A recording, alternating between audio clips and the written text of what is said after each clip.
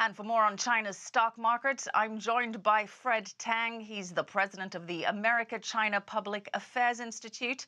Fred, good to see you. Thanks for joining us tonight. Good to see you. Good to see you so too. Fred, China has been slowly opening up the door to foreign investors. The Shanghai-Hong Kong Stock Connect has been very significant. It's allowed investors to trade Shanghai A shares through the Hong Kong Stock Exchange and for mainland investors to access Hong Kong shares. So how do you think that's working out so far? Well, I think so far it's been working out well. However, this is a historical and also the mechanism in terms of making the two from Shanghai and Hong Kong be able to trade with each other is quite significant. Fred, there's still the constraint of a daily quota. Do you see that being increased soon or perhaps even lifted entirely?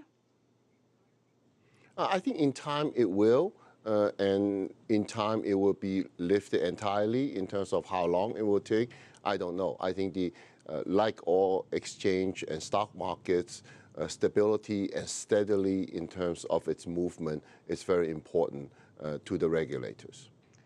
Well, the Shanghai-Hong Kong Connect has been very successful, and it's led to talks about the Shenzhen-Hong Kong Connect. When do you think that will be launched? Currently, only pre-approved managers are allowed to invest in Shenzhen. When do you think the Shenzhen Connect will be launched, and what impact do you think that's going to have? I think these are all in continuous process and systems or programs to put into place. So Hong Kong and Shanghai, and then Shenzhen and Hong Kong. Well, Hong Kong is still considered an international market for China. So these are all experiments, and I think the other cities will follow as well. But in terms of how long, when, I don't know. All right, well, it is on the cards. Premier Li Keqiang did say that it is coming up. Now, one thing that is coming up next week, which is very significant, is index giant MSCI will decide if it will include China A shares in its global benchmarks. Now, this is a really big deal, given that about $9.5 trillion is benchmarked against MSCI's indices. How likely is it that this will happen, Fred? I hope it will happen. I know China's been lobbying to have this happen.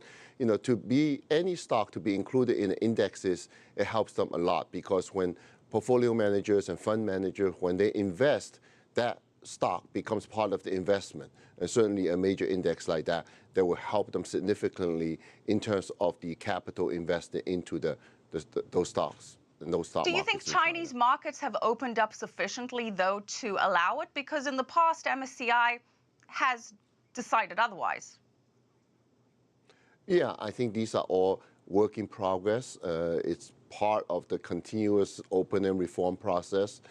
There are a lot of regulatory mechanisms need to be worked out. It's not just about just opening up. There are a lot of considerations.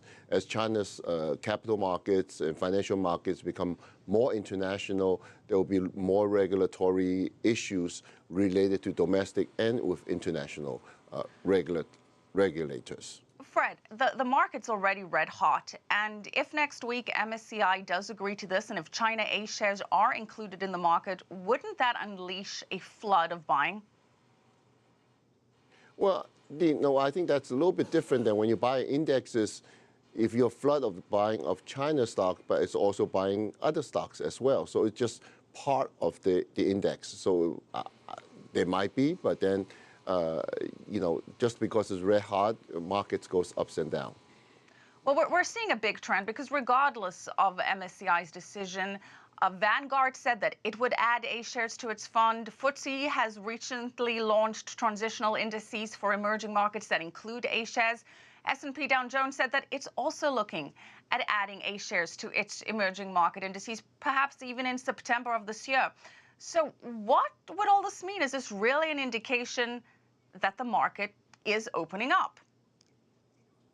The market definitely is opening up, and China has come a long way in terms of regulating its security industry, so they're making sure that investors are protected and so forth. But still, there's a long way to go. It's not going to be 100% all open up, because there's a lot of issues to be worked out. There are a lot of issues, but investors seem to be dismissing them Yes. because, Fred, in the meantime, the Shanghai Composite is already up over 55% year to date.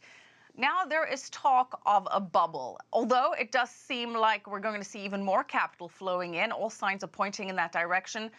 Do you think we could be approaching irrational exuberance territory? There will always be corrections whenever a market meets a new high, and then depends on the strength and the fundamentals in itself, whether it can sustain itself and go forward. So I will see corrections. Yeah, yes. A correction on the way? How much and by when? Well, I don't know. I'm just saying that all markets will have corrections. I'm not trying to burst the bubble for anyone, but then it's celebration in terms of reaching new heights. But then it will be very, very normal to have corrections sometime down the road. Okay. Thank you so much. We're going to leave it there. Fred Teng, president of the America-China Public Affairs Institute.